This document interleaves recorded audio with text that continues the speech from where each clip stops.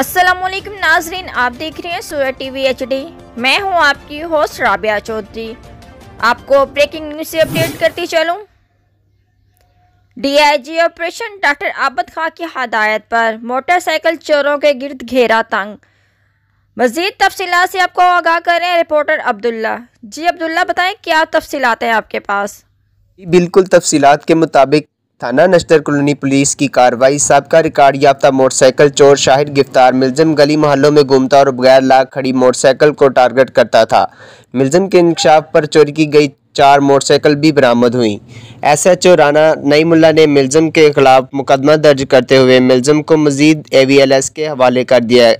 शहरी अपनी मोटरसाइकिल महफूज मकामात पर खड़ी करें और इसको डबल लॉक का इस्तेमाल करें। SP मॉडल टाउन वकार अजीम। मज़ीद अपडेट देखने के लिए देखते रहें सूरत टीवी HD। हमारे चैनल को लाइक करें, शेयर करें, कमेंट करें।